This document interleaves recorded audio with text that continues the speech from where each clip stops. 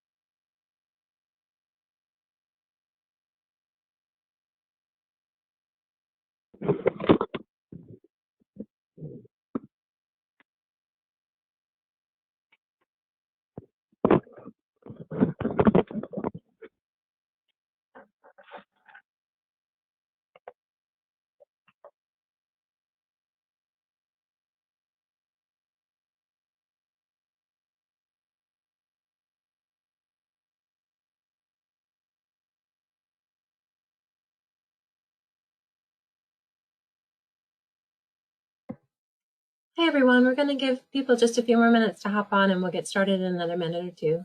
Thanks for your patience.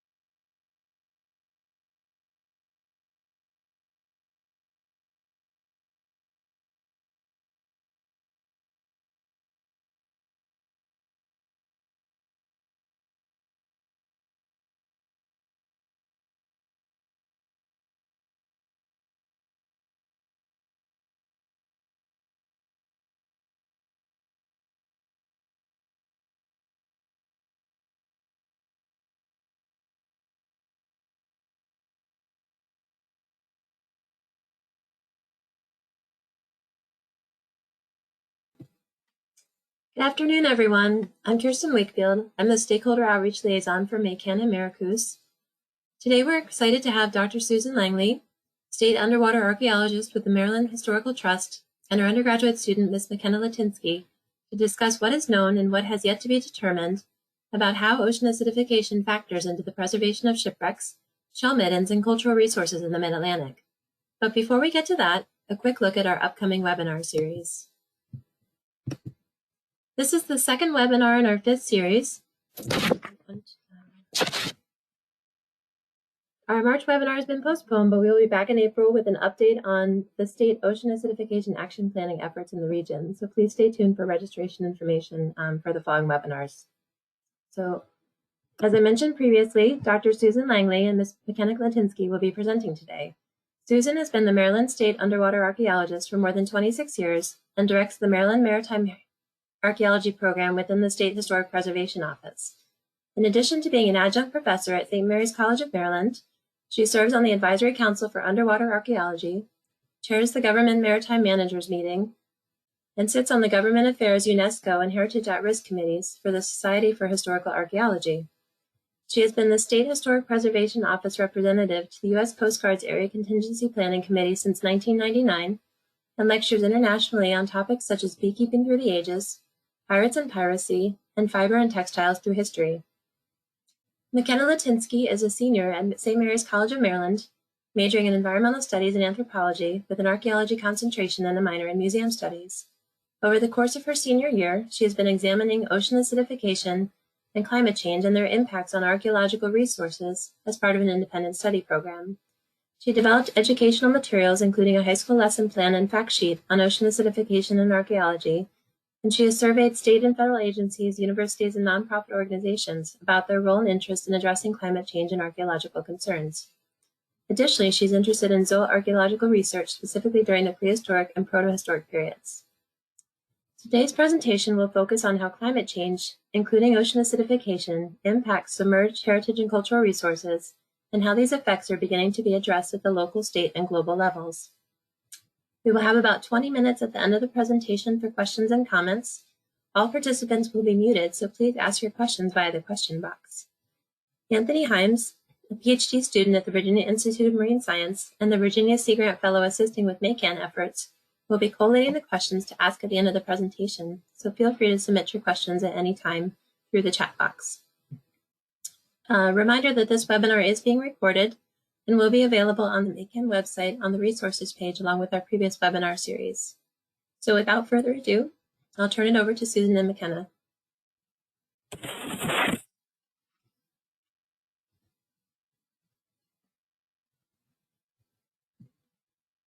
All right, hopefully this is working and we have our technology all together. Glad to see everyone here. If you'll notice up in the upper left of this title page, there's a little swirly device and some little coupons. We are now in the United Nations Decade of Ocean Science for Sustainable Development. And it's a really exciting time. It was 2 years in the planning. And I have to make sure that I can actually change my screen, sorry. Here we go. And what's interesting is during the planning stage, the 2 years of planning that took place, and I'll leave this here if you want to do a screen capture, although I know you'll have this available to you later. Some of the organizations that Kirsten very kindly listed for you, we were involved in talking to the United Nations through UNESCO, and there was absolutely no reference, or very little, one vague reference to cultural heritage. And they said, well, they didn't really say it's not real science, but that was kind of, we're saying we have geophysicists, we have geologists, a lot of people do archaeology, and Australia, our partners there, have been doing ocean acidification for decades. And Denmark actually took the lead and set up the Ocean Decade Heritage Network on the right here, and sort of marshaled the forces. And we met with the UN and the International Ocean Commission, and they did, in fact, take heed. And sorry, I'm trying to get it to change screen again. There we go. And these are the 18 global goals, 17 global goals, each of which have a number of societal objectives. And we were actually, cultural heritage was finally included in the societal objectives. So we're very pleased about that. And we're encouraging everyone who does ocean science to please use the logo from the other page, the swirly design, and to choose the coupons or logos that match your paper. I put them on the front of mine. Some people put them on every page, but certainly, numbers 6, 13, 14, 17, all fit cultural heritage. And our contention to them was, how can cultural heritage, well, it's not just, they were asking, how can cultural heritage help deliver the decade? But we asked back, without cultural heritage, how can you deliver the decade? And if we want to, I don't want to be negative, but it's sort of, how do you think we got here? It was a cultural behavior that put the ocean in this situation. And so we are very much involved now. And I hope if you aren't familiar with this, I'm sure most of you are, but if you aren't, please do look it up and look at the roadmap.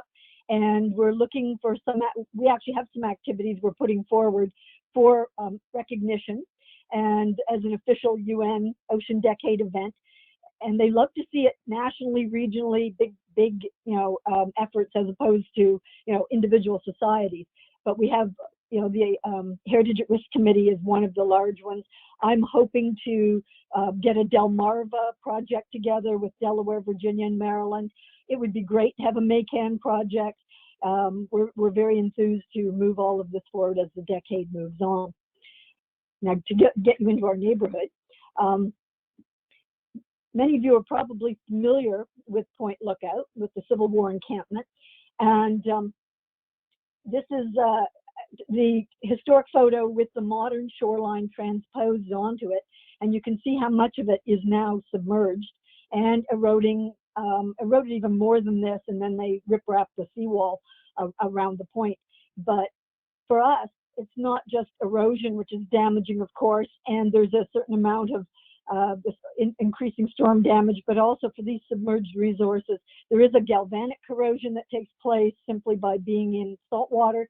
But in addition, there is acidification is having a toll on anything with metal in it, of course, that remains. And so we're losing infrastructure on some of these very important historic sites as well. And then there is, of course, sea level rise. And as you can see, it is increasing on the east coast of North America 3 to 4 times faster than globally. The tidal basin is actively looking at designers to come up with a new design to save it. But it is sea level rise affecting all of these historic resources. But of course, as this water becomes more acidic, we're looking at even more significant damage. And we see this all the time in Annapolis as well, where I'm based. We have used to have about 4 what they call nuisance flooding incidents a year, either the result of storms or wind action or spring tides. We are now experiencing flooding of the city dock area 40 times a year, 40, and that's in a 15-year period. So it's quite shocking. Then, of course, it's not just the flooding; it damages all of the historic structures around it when this happens as well. So and the more acidic the water, the more damaging it's going to be to the infrastructure of the area. We have terrible visibility in the bay. We call it diving by braille. So I couldn't show you any really cool underwater photos, or very few. So I've stolen this from Florida, but it does impact us. We're finding that when strong storms go through, they generate currents and underwater turbulence that can last for up to a week after the storm has passed. These altered currents dismantle wrecks, and these wrecks, a lot of these have been sunk deliberately as artificial reefs, which benefit both recreational and commercial fisheries, and of course tourism, all of which benefits the economy. And that's true all the way through our Marco state partners as well as Florida. I'm just using them as an example. And you can see the same thing is happening off North Carolina. And these are very large vessels, and they're very deep, and they're being moved and damaged. We're having divers complain that they can't find sites that are part of trails, and it turns out they're being moved 200 feet away, which is shocking, but this is continuing to happen. So these are aspects of storm action we need to consider. I'll come back to the OA factor on shipwrecks in just a moment. If you do look up this website, it does have a nice touch screen feature that you can play with. So when this is posted, feel free to visit all of these sites. This isn't news to you all. You're all experts in OA, or you wouldn't be here. And but I'm putting it in because we're seeing issues. I have a friend who describes acidification as climate change's equally evil twin. I don't see them as separate, really. They're part of the big picture overall. But we have an issue with things like the ordnance you see on the lower right. Most of those are solid shot. The largest one was a bomb. It was a War of 1812 bomb, as in the bombs bursting in air. It did come out of Baltimore Harbor. But what's even more concerning are the two oval ones below it. Those two shells predate the Civil War, and they were still live, and we had 5 of them. And again, when they're buried in an anaerobic mud, that's not so bad, but because it does, oxygen keeps them from decaying too badly. But we do have problems once they're exposed, or whether it's by sand or divers or erosion or underwater scrubbing by storms coming through, or boats, large watercraft. Then they do become very unstable, and when people pick them up as souvenirs, it can actually obviously injure someone. So we have ocean acidification exposing wrecks more because it dissolves the shells, and which are they get into the rust cover, the ferrous oxide with sand and shell, and form a concretion over wrecks that actually protects them. With ocean acidification, this concretion is disappearing and exposing the metal again, which dissolves and weakens it.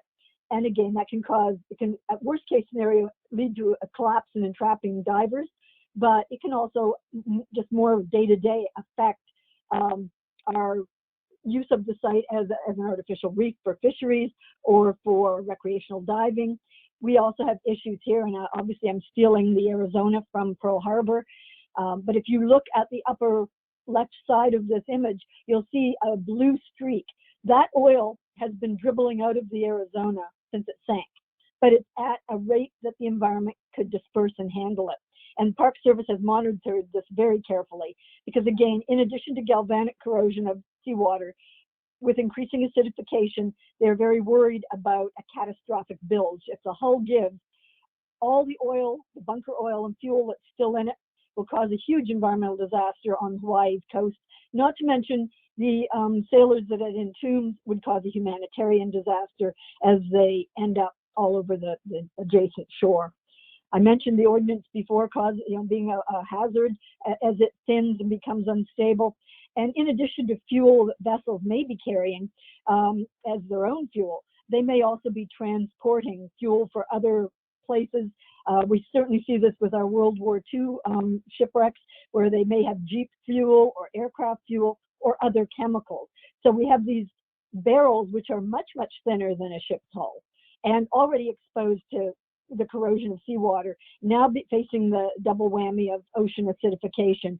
And again, with these, any of these, the ordnance, the oil, the fuel, we are looking at, a health, safety, pollution, security concern all along the East Coast, anywhere there are World War, well, not even just World War, any military vessels, any vessels that contain fuel at all, but certainly the ordnance on the military vessel is an active hazard that we're well aware of. I want to show off sort of a happier little story. This is the brand new, as of fall of 2019, Mallows Bay Potomac River National Marine Sanctuary. It overlays a historic district that the state already had in place. So the boundary on the left side is the same for both the historic district and the sanctuary. We've just put out a climate change impact monograph for it. It's the profile. Because it's so new, we're working on our baseline characterizations now. The vessels you see on the right are 250 to 275 foot long each. They're World War I wooden steamships. Many of them are composite construction, so we're very concerned about the metal in there. Right now, we're at a Haliocene of fresh salt water, but again, with increasing acidification, increasing salinity, there's a number of factors that will come into play here. And we are partnering with everyone who's interested. This is our new living laboratory. East Carolina University wants to do studies here on biocorrosion, microbiomes, acidification, general galvanic corrosion studies. St. Mary's College, where Mckenna and I are based at the moment as well, just has a marine sciences major, has been approved by the college. It's now waiting for MHEC, the Higher Education Commission, to approve it. And that will be very exciting. We're already talking to all the other biology labs and Patuxent Naval Air Station and other high-tech facilities to learn where we can get students in doing science in this area, learning how to use autonomous vehicles, drones, all kinds of material to study. We do have one data buoy out there. We're putting hydrophones in soon to study the environmental of these vessels.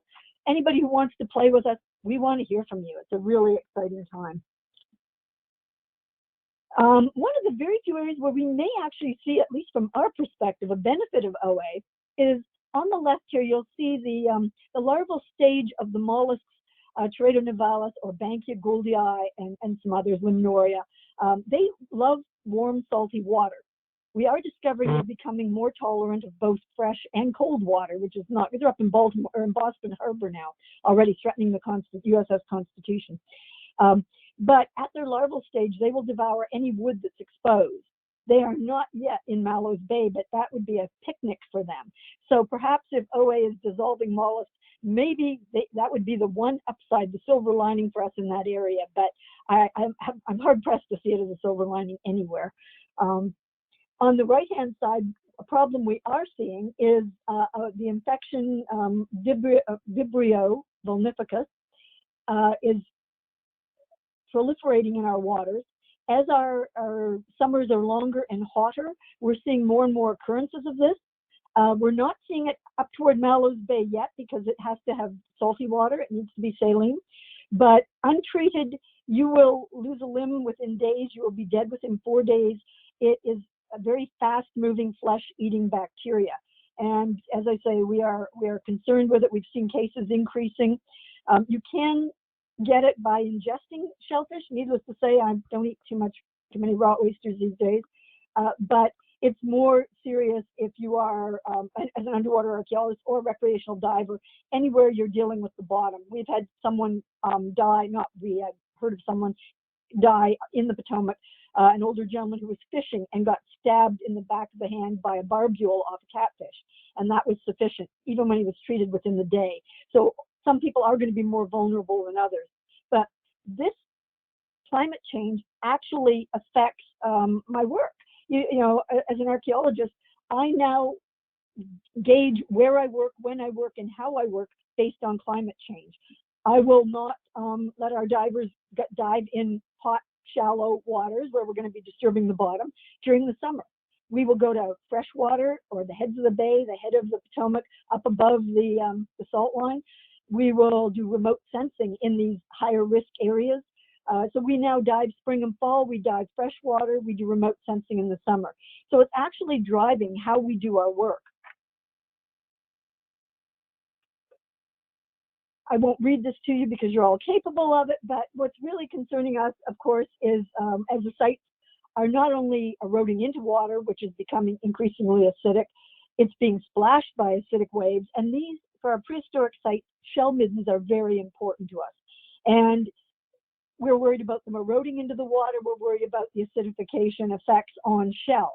And our biggest risk that, you know, hadn't even occurred to us until I joined MACAN and Mckenna started doing her research is that unexcavated sites that are on low-lying ground are at risk by acidic groundwater rising underneath and dissolving them before we even discover or excavate or document these sites. So it's an invisible threat that we hadn't really given a great deal of thought to until this point. We're also looking at there with losing shoreline, the people who live there have to go somewhere. So as they move inland and create a new housing demand, there's going to have to be more construction, which will affect sites that at this point aren't even on the coast and yet are going to be impacted by coastal climate change.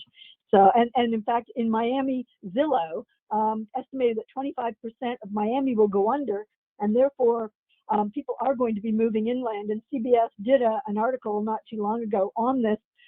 As people move inland, the wealthy people from the coastline, they start pushing the middle class who push the poorer, especially in some areas, farther and farther inland. And there's this sort of gentrification effect that's being caused by climate change along the coast as well.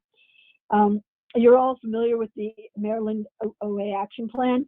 I didn't become aware of it until like the day it was submitted. So we were a little bit late for the bus to have cultural heritage included, although all our colleagues are aware of it. So in the next iteration, we will be sure to have a section included there. We are included in the current action plan, and Maryland stands toe-to-toe with states like California and how good the plan is. And we're constantly getting shout outs when I'm traveling. And when I'm going to I was in Virginia for a disaster management program, and they were just singing the praises of Maryland's Coast Smart and Weather It Together.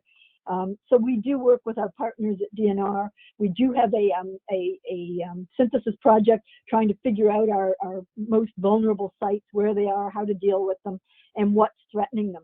And acidification is becoming more and more of a question.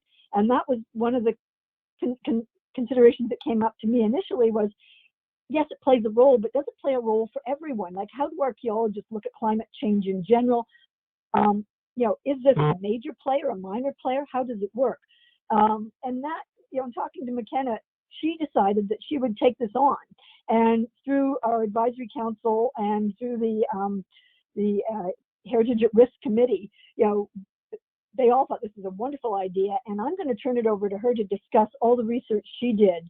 And because it's absolutely phenomenal how much data she's brought forward in this and how useful it's going to be for all of us.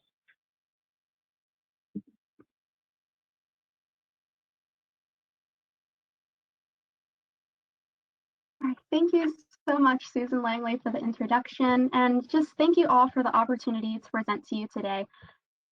Really excited to be here. So as part of my independent study with Dr. Susan Langley, I produced several documents for the MACAN website. I began my independent study by creating a public outreach flyer focused on ocean acidification and its negative impacts on underwater cultural resources, including shipwrecks, archaeological shell middens, and other artifacts in archaeological context. This flyer is currently being shared with members of MACAN and will be available on their website soon. I also produced a high school lesson plan focused on how ocean acidification can impact maritime archaeological sites. This lesson plan will be further discussed later on in this presentation. And it's important to note that it is currently available on the MACAN website in the K-12 educational resource page provided at this link on the slide.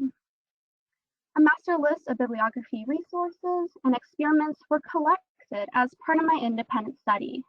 These bibliographic resources are available through a link to the Heritage at Risk Committee of the Society for Historical Archaeology, which is consolidating these resources through the public site Mendeley. Finally, I created a questionnaire. And this questionnaire addressed archaeologists' concerns, research issues, and priorities based on 4 questions. I will be discussing the questions and results of the questionnaire later on in this presentation. But for now, I would like to start with my lesson plan.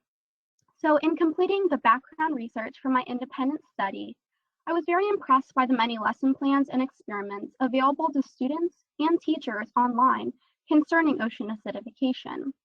However, I realized that the majority of these lesson plans focused only on the biological aspects of ocean acidification, and therefore did not take into consideration how ocean acidification can impact cultural resources like shipwrecks or other archaeological sites. Therefore, I created and designed a very simple experiment directed towards a high school age student audience, homeschooled students, and the general public, focusing on ocean acidification and its impacts on underwater cultural resources. Through this experiment, students will obtain firsthand experience looking at the corrosion of certain metals, including brass, copper, stainless steel with zinc plating, as well as observe the disintegration of oyster shells in acidic ocean-like environments. These different levels of acidity will be represented in salt water within mason jars, as seen in the pictures on this slide, and they should represent both present and future ocean acidification conditions. The experiment will require the students to actually observe the different materials in the jars over about a month-long period, with approximately 45 minutes of observations undertaken per week. The time frame of this experiment may be altered, though, depending on laboratory access and/or alterations in the school semester. It is also important to note that pH increments that students should select should also be equally spaced, with examples including starting with a pH increment of 8.1, which is the present ocean acidification conditions in our oceans today, and then gradually becoming more acidic. So the next pH increment would be 7.9, and then 7.7, and then ending with a pH increment of 7.5, which is the predicted ocean acidification conditions for the year 2100. And then students and professors may also choose to conduct a rapid test within a solution of pure vinegar in order to obtain faster results. Okay, so you might be asking yourself a question, well, why is this experiment important? What can it contribute to our education system and the general public? Well, one of my favorite quotes comes from the Magic School Bus, which is kind of funny, when Miss Frizzle tells her students to take chances, make mistakes, and get messy. This experiment provides students with hands-on learning opportunities that may allow for a better understanding and appreciation for archaeological shell middens, shipwrecks, and artifacts in maritime contexts. This experiment has the ability to educate students on how ocean acidification can potentially negatively impact these aspects of not only our culture, but also our history and past lifeways. Finally, this experiment can promote learning and discovery. Simple as that. And it can help students develop a better understanding of the scientific method through direct interaction with the data collected. So some of these pictures on the slide illustrate just a few examples of what happened when I conducted the experiment. So to the top left, we have a copper screw within a saltwater environment with a pH of 7.5. And as you can see, as it is in this saltwater environment and it's very acidic, the copper actually corroded and caused the bottom of the mason jar to turn blue. In the middle, we have a stainless steel screw with zinc plating within a solution of pure vinegar. And over time, because it was in this acidic solution, the screw severely deteriorated and actually caused the vinegar to turn a dark orange color. To the far right, we have a brass screw within a saltwater environment with a pH of 7.7, and the brass screw rusted over time as seen in this picture. To the bottom left, we have a very severely deteriorated oyster shell because it was sitting in a very acidic solution of pure vinegar for over a month. And to the bottom right, we have a stainless steel screw with no zinc plating this time, and it's in a pH of 7.5. And you can see a little bit of rusting on the tip of that screw. It's a little hard to see from the picture, but it was clearly evident when I looked at it in person. All right, so now that you have a little bit of background about the lesson plan, I would now like to turn to the questionnaire. In order to discern what are perceived as the greatest climate change related threats to cultural heritage, to identify research questions and data gaps, and to suggest means of addressing these concerns, I created a questionnaire, and this questionnaire was circulated to state agencies, federal agencies, academic institutions, and other members of the public or individuals or parties of interest. The intent involved finding a common ground between archaeologists, biologists, scientists, and people of other disciplines in order to encourage multidisciplinary projects and cooperative research strategies.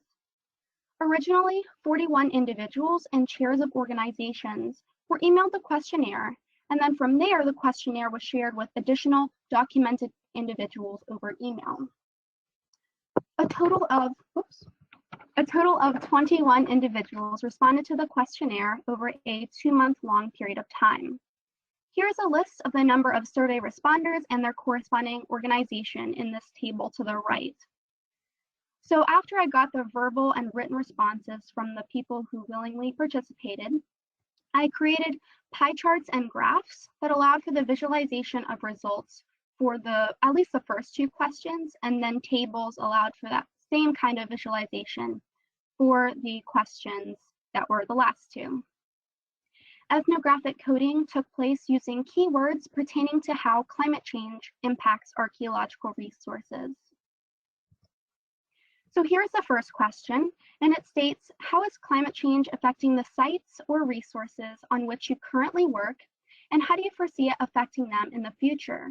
Does climate change impact your ability to conduct your research or influence when or how you conduct it? Here is a pie graph illustrating the results of this questionnaire through ethnographic coding. And as you can see, ocean acidification is referenced in the top 4 greatest concerns voiced by the individuals who participated in the questionnaire.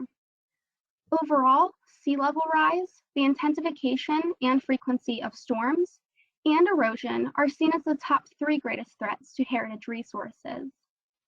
Those concerns categorized as other, which compose a large portion of this pie chart, include everything from flooding to El Niño events, changes in vegetation, the armoring of coastlines, sulfur-based acids that occur in organic materials due to anaerobic active bacteria that can have an effect on shipwrecks because they're made of wood. We have more acidic soils in coastal environments and threatened indigenous heritage, and all of those compose that other category.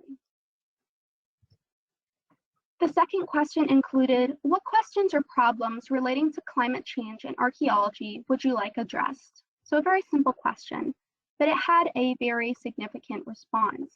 Interestingly, ocean acidification is referenced within the top 3 greatest concerns voiced by individuals who responded to my questionnaire. Then collaboration and additional baseline data and sea level rise are listed as the top 2 questions or problems the respondents would like addressed. For the third question, respondents were asked to provide an answer to the following. Do you see archaeology as playing a role in the global climate response? Do you consider the reconstruction of past climate and environmental change and the ways this data can inform us on our current understanding of climate and future climatic conditions as being important? And if yes, can you share your thoughts? The results of this question conclude that 76% of responders agree that archaeology can play an effective role in the global climate response. 4% of responders are the complete opposite and do not believe that archaeology can play a role in the global climate response. Then 10% of responders are kind of a mix of the top 2. So they do believe that archaeology can play a role in the global climate response to some extent. However, these respondents are also believing that there are limitations to how archaeology can play a truly effective role in climate response on a global scale. And then 10% of responders prefer not to answer this question, which is totally fine. Okay, so now we're on the last question, and it is, please describe any steps you are taking or steps you are aware of to protect cultural resources from destruction at the hands of climate change and or specifically ocean acidification. So the responses to this fourth question confirm that the majority of researchers who participated in the questionnaire are either directly or indirectly taking steps to protect cultural resources from climate change. Actions being taken include everything from citizen science projects to additional baseline data collection, improved documentation on site and in the field, environmental assessments that include ocean acidification within them, long-term strategic planning, the stabilization and mitigation of archaeological sites in maritime contexts, and grant proposals. The results of this questionnaire demonstrate the need for a well-publicized, central, and accessible repository of credible articles, publications, and project reports, and resulting data concerning climate change and archaeological resources. Data gaps and questions relating to archaeology and climate change still need to be addressed, though, in order to ensure the preservation and conservation of archaeological sites for future generations to enjoy. Interdisciplinary cooperation and a multidisciplinary approach and projects would provide the opportunity to obtain the knowledge needed to effectively collaborate, engage, educate, and share the impacts of climate change on archaeological resources. The Mendeley bibliographic website, as mentioned earlier on in this presentation, in coordination with other bibliographic resources like those produced by NOAA, are one of the first steps to create this accessible repository of articles and publications that address how threatened heritage is being impacted by climate change. And finally, I would like to highlight my current project with Dr. Susan Langley. And this is a virtual international conference to take place on April 5th and April 6th of 2021. This conference is titled Climate Change and Maritime Heritage, Interdisciplinary Perspectives. Through coordination with Australia collaborators, practitioners from multiple fields of study, and working in diverse regions, we'll discuss the impacts of climate change on submerged archaeological resources through an interdisciplinary and collaborative approach, as well as provide recommendations for present and future action. Topics that will be covered during this conference include everything from sea level rise to the impacts of ocean acidification on bivalves and artifacts and ecofacts in archaeological contexts. We have increased storm intensity and how that's contributing to the movement and breakage of shipwrecks and cultural materials, as mentioned by Dr. Langley earlier on in this presentation. Some people will be addressing changes in environmental factors like shipworm or other wood-boring organisms that affect the stability of submerged cultural heritage sites. And then lastly, conservation and preservation of archaeological sites and how that's changing because of climate change and a changing environment. If you are interested in the conference, please reach out to me via email. It is provided on this slide and it will be provided on the next slide. I can also share it with you in the chat box if you are interested. And then after you reach out to me, I'll provide you with the registration links so that you can register and get the appropriate information to get on that meeting when the time comes. And just a few examples of presenters who will be presenting at this conference include individuals from Scotland. We have somebody from the National Museum of Denmark that's willing to present. Somebody from the Chesapeake Biological Laboratory that's going to talk about ocean acidification specifically. We have a few people from NOAA and a professor at the University of Tennessee, Knoxville, and professors at St. Mary's College of Maryland. And lastly, we will have the senior lead underwater archaeologist for DPAA talking at this conference. And that is it. If you have any questions, please reach out to me or Dr. Langley in the chat box. We would love to hear from you. Again, here is my email and Dr. Langley's email. And I just appreciate the opportunity to be here today. Thank you. Great. Thank you very much, Susan and McKenna, for those great talks. I just want to remind everyone, if you have any questions, please type them in the questions box so I can ask them to our speaker. And I have a few here already to kick us off. So the first question, and this is more directed to you, Susan, is there any estimation of the economic value of recreational diving on cultural heritage sites and how that may be impacted with OA as climate change continues? Excellent question. We are actually talking to the tourism people right now just for our economic impacts for Mallows, but certainly I don't think there are as many dive boats in Ocean City as there used to be, but there will be certainly an impact on recreational diving. I think the bigger effect is their use as artificial reefs for our recreational and commercial fisheries. And that I would have to talk to my colleagues at DNR or someplace like Bass, for recreational fishing. I'm sorry, I don't have a dollar number offhand, but we can certainly calculate it. Great. I guess kind of continuing off of that, is there an estimate of kind of the area that these artificial reefs kind of make up in terms of maybe compared to natural reefs and what that impact would be? Right. Well, we have virtually no natural reefs in this area. I mean, we do have some fish habitat that's been built.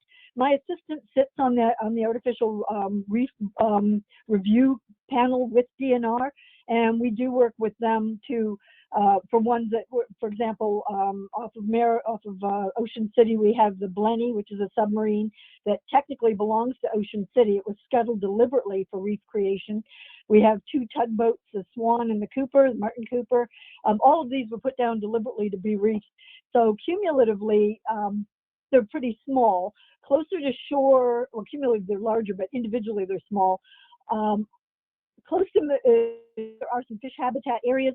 I'm not as crazy about them because they were, you know, any junk you could put down there that might be habitat, and we'd sooner see something much more cohesive. But we are worried that with increasing acidification, these vessels, if they fall apart, it's a loss to all those factors, whether it's recreation or recreational fishing, recreational diving. But as far as, it's a good question. I should ask our GIS people to try and map me out some numbers. I don't think they'd be stupendously impressive. I think if we added up our eastern shore, or eastern coast with all our 5 states, we'd probably get a more impressive number. We know we have about 5,000 wrecks in Maryland waters alone. Virginia told me that they're in the 6,000 range. And north of that, I was getting about 400 from Delaware, and New Jersey, I've forgotten the number, but if it was in the couple of thousand range. So if we took all of those vessels, now not all of them are in the same condition, not all of them are as easily accessible, but those are ones that have been recorded and or located. So you look at Mallows Bay, it is a tremendously popular fishing area for tournaments as well as just in general.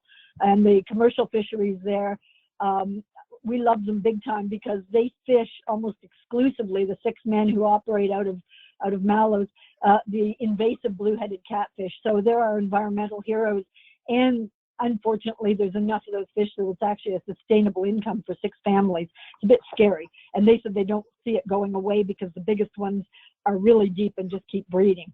So I think you've inspired me to try and get some of those numbers. Great, thanks. Our next question are there any international efforts to monitor for OA, and whether those could potentially serve as models for managing and monitoring shipwrecks here in the U.S.?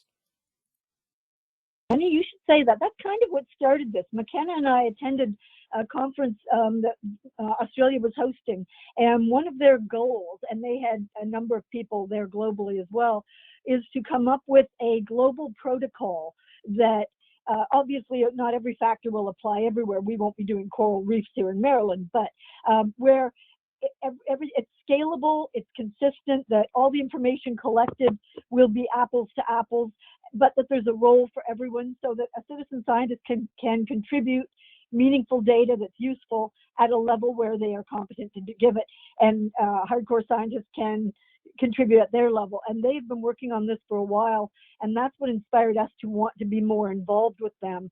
And we, not too long ago, had a conversation with the lead underwater archaeologist for the National Park Service, and he was saying, how desperately needed something like this it still is. So this is our jumping off point for that, we hope. And McKenna's conference, we hope, will build on that. Great. So kind of related to that question, are there any sort of technologies in the works to help protect cultural heritage sites, whether it's maybe sacrificial metals or anything like that to help protect them? It's being discussed. The idea of sacrificial metals is about the most effective. There's not a lot else one can do. The Australians are putting in sort of monitoring stations as well to sort of look at the effects. And the other thing we can do is encourage growth over them, which will help protect the metal as well. So creating microbiomes might be a good idea. Or even large-scale growth. The problem is then we're always a little bit worried about what the root structures are doing, or then how do you study it? I mean, some of the Red Sea wrecks are well preserved because they're under fabulous coral reefs, but then you don't want to damage the reef to study the vessel. So, but that is a possibility. I don't know if it's possible to induce concretions. I don't know of anyone who's tried that. They do have some electronic sort of diodes and things that they're monitoring speed and level of damage off Australia, but I haven't heard of anyone actually, and McKenna, if you read something, chime in, but I haven't heard of anyone actually applying sacrificial zincs or something similar to these vessels yet. It'd have to be a lot of them, and you would have to prioritize like which vessels, like the Arizona obviously would be a candidate. The Park Service, I would think, would be the first on board that, and they have not done that yet to my knowledge. but you have to prioritize which sites we can do that to, and we won't be able to do it to ones like, you know, the low-lying, buried prehistoric sites that we haven't even found yet, that are suffering from, you know, rising acidic groundwater. Yeah, I haven't read anything either, but I do think it's something that can be addressed in the future and needs to be prioritized now. Great. So shifting gears a little bit here, this question more pertains to your survey work, McKenna. Were there any patterns in the organizations that you surveyed that were more familiar with OA and its impacts? And is there maybe that could inform groups that need more targeted outreach that were less informed? Right, that's a really good question. I think the organizations that were a bit more informed about ocean acidification include aspects like organizations like FPAN, which is the Florida kind of Heritage at Risk Committee, and then Heritage at Risk also responded. I think they would be more familiar with climate change in general, whereas other possibly archaeological consulting agencies that are less familiar with maritime archaeology might not be as familiar with ocean acidification and might need a bit more education in that realm. But I could be wrong. So yeah, that's my input on that. You can chime in, Dr. Langley, too. Yeah, I think you're right. We were surprised. I certainly was surprised at the number of people who responded. And these are people I know, and they said things like, well, we wouldn't know where to look for the information. And that was when we started saying, you know, we need to be collecting these data, and these, you know, this information needs to be in one central location. And it was at that time that some of our NOAA colleagues said, we're collecting these data. And that's when we're talking to the Florida Public Archaeology Network, and it funds a lot of the Heritage at Risk activities in Florida, Georgia, South Carolina. And they're the ones who sort of put things together in Mendeley. So we're talking to NOAA now going, okay, somebody needs to be the repository, because there's all these data, and people, you know, who should know better didn't know where they were or where to look for them. So I think that was one of the driving factors, is where can we centralize all these materials and articles, and that people can find them more easily when they are doing research, rather than reinventing the wheel or presuming it doesn't exist. Right, and I think that's why we are trying to coordinate more with multiple organizations and their bibliographic resources in order to accomplish this accessible repository, so they can find aspects of climate change within articles in just one place. Great. I have one last question here, but can use this as an opportunity to let anybody in the audience know if you want to get your question in, now's the time. Pertaining to the high school lesson plan, have you gotten any feedback from students that may have implemented it, and kind of how they feel about how it enhances their learning experience? Right, so at the moment, I haven't heard from students, but I have heard from professors at universities, and I also heard from a member of Heritage at Risk Committee, and she is willing to post it on the Society for Historical Archaeology's website. I've also gotten feedback from high school teachers, and they say that they'd be willing to implement it into their program, just not right now because their kind of semester is full. But I've received really good feedback from them, but no, not students directly. Right, yeah, it might be a little tricky to do that virtually with the current climate. But Right. Thank you very much, both of you, for your responses. Those are all the questions that I see, so I'll turn it back over to you, Kirsten. Thanks so much, Anthony, for helping with the questions and answers. It looks like we're about at the end of our time for today. So Susan and McKenna, I just wanted to say thank you so much again for enlightening MACAN and our community about the impacts of climate change and acidification on our submerged cultural heritage and cultural resources. And it looks like this is a really rich opportunity for interdisciplinary collaboration in the future. So hopefully something will come out of these efforts. And I just wanted to mention again that the webinar recording will be available on our website at midacan.org shortly. And we look forward to seeing everyone at our next webinar in April. Thank you, and have a great day. Thank you, Anthony. Thanks very much. And please do reach out to us if you have Thanks so any much. questions. I'll do my best to pull data together.